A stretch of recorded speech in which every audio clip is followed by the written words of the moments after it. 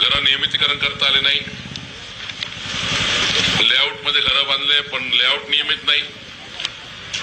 कोणी आलं कोणी लेआउट टाकलं असंही टाकलं, लोक फसवून चालले गेले। या सर्व घरमालकांना सुरक्षित करण्यासाठी आम्ही आता तुकडेबंदी कायदा निरस्त केला आहे आणि त्यामुळे अमरावती शहर आणि जेवढा काही अमरावती भागामधील ग्रामीण भाग आहे सर्व घरं कायदेशीर करून त्यांचा प्रॉपर्टी कार्ड बनवून देण्याचा निर्णय आम्ही करतो आहे।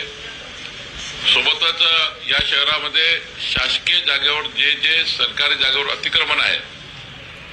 आणि जे अमरावतीच्या डेव्हलपमेंट प्लॅन मध्ये जे रहिवासी क्षेत्र आहे आणि सरकारी जागेवर बसलेले आहे अशा लोकांचे पट्टे वाटप करून या सर्व लोकांना प्रधानमंत्री आवास योजनेमध्ये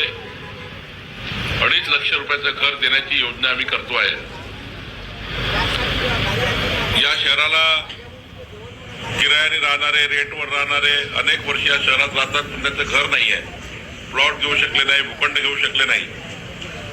अशा लोकांना सुद्धा म्हाडाच्या स्कीमच्या माध्यमातून काही सरकारी भूखंड, महसूल खात्याचे काही आमच्या जमिनी आम्ही या ठिकाणी महानगरपालिकेला देणार आहोत आणि त्या ठिकाणी प्रधानमंत्री आवास योजनेचाही प्रकल्प या ठिकाणी पुढे नेण्याचा आमचा प्रयत्न आहे। सोबतच आता आम्ही या अमरावती शहरामध्ये प्रधानमंत्री आवास योजनेचे जे मी यापूर्वी सांगितलं की व्यक्तिगत स्वरूपाची घरं, एकीकडे स्कीम तयार करून म्हाडाची स्कीम करून प्रधानमंत्रीचे घरं आणि दुसरीकडे व्यक्तिगत जे लाभार्थी आहेत त्यांची घरं। या ठिकाणी आमचे पंकज भोयर या विभागाचे मंत्री आहे, राज्यमंत्री आहे, त्यांनी अमरावती करता एक चांगल्या पद्धतीचे प्रधानमंत्री आवास योजनेचं मॅपिंग करून सर्वच वर्गाकरता उद्या अमरावतीचा कुठलाही नागरिक असो त्यांनी जर घर मागितलं त्याला घर देण्याचं सर्वांसाठी घरे योजना राबवण्याचा निर्णय आपण या ठिकाणी करतो आहे।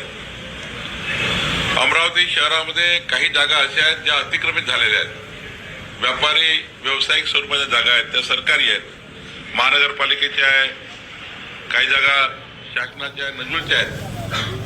या सर्व जागा